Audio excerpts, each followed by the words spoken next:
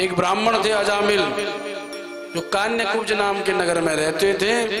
इनका परिवार बड़ा सुंदर था, पत्नी सुलक्षणा, बालक भी बड़े सभ्य थे, माता पिता सब थे। पर एक दासो वनम याता पितृसंदेश कृतद्विजा। एक दिन पिताजी ने कहा, बेटा जरा लकड़ी लेकर के आओ, यज्ञ करना है। तो समिधा बीनने निकल पड़ा और जैसे ही जंगल में गया तो अरण्य में एक यवन को किसी वैश्या के साथ रथ देखा। इसके हृदय में कामोद्रेक प्रकट हुआ वैश्या के प्रति। अपना घर बार परिवार सब छोड़ करके वैश्या के पीछे चला गया।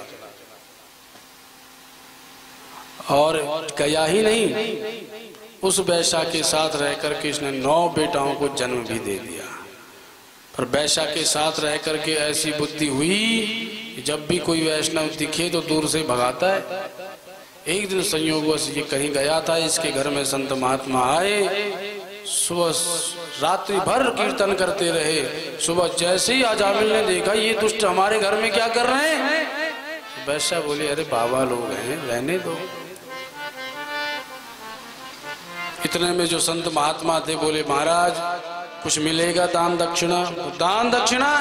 तुम्हें यहाँ रहने भी दिया, यही बहुत बड़ी उपलब्धि है तुम्हारी, भाग जाओ। बाबा समझ गए इसकी बुद्धि तो विकृत हो चुकी है।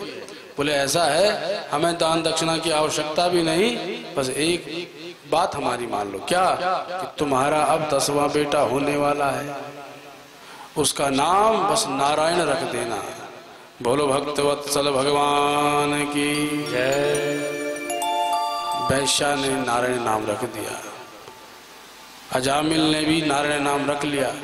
और महाराज नारायण नाम में इतनी आसक्ति हो गई इसकी, इतना प्रेम बढ़ गया छोटे बालक में। जब भी कहीं जाता, बेटा नारायण मैं जा रहा हूँ। कहीं से आए, बेटा नारायण जल्दी आओ, बेटा नारायण पंचपात्र लाओ। जो भी आज्ञा देता बस नारायण को देता, और नारायण नारायण नारायण नारायण को जपने लगा। और प्रभु के नाम की तो अद्भुत महिमा। भायकु भाय अनख आलस हो, भायकु भाय अनख आलस हो, नाम जपत मंगल दिस दस, नाम जपत मंगल दिस दस हो। सांकेत्यम पारिहासं वा तोमम हेलन में वा, वैकुंठ नाम ग्रहण मशेषाध हरम विदो। कोई गिरते हुए, फिसलते हुए, चलते हुए, कोई भी क्रियाकलाप करते हुए बस प्रभु का नाम स्मरण कर ले, भले ही उसकी भावना ना हो कि ये नारायण नाम ले रहा हूँ, प्रभु को पुकार रहा हूँ। भाव हो अथवा न हो, दोनों ही स्थितियों में भगवान का नाम प्रभाव दिखाता है। जो भी नाम लेता है जिस भी स्थिति में, उसकी कभी दुर्गति नहीं होती। बोलो भक्तवत्सल भगवान की। अंत समय आया अजामिल का, यमदूत प्रकट हो गए, क्योंकि वैश्या के साथ रहकर के बड़ा पापाचार किया इसने। वैश्या के साथ रहकर पापाचार उतना नहीं हुआ जितना कि अपनी सुलक्षणा पत्नी को त्याग करके, अपने बालकों को त्याग करके, अपने माता पिता को त्याग करके हुआ।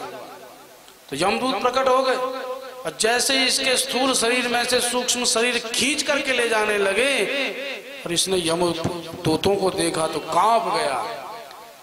तो इसने पुकारा अपने छोटे बेटे को, बेटा नारायण रक्षा करो, बेटा नारायण। बस इतना ही कहा था। प्रभु का नाम 4 अक्षर का, सो 4 ही भगवान के पार्षद प्रकट हो गए। हे देने वयज्ञोन्योषम कृतं साधघनिष्कृतं यदा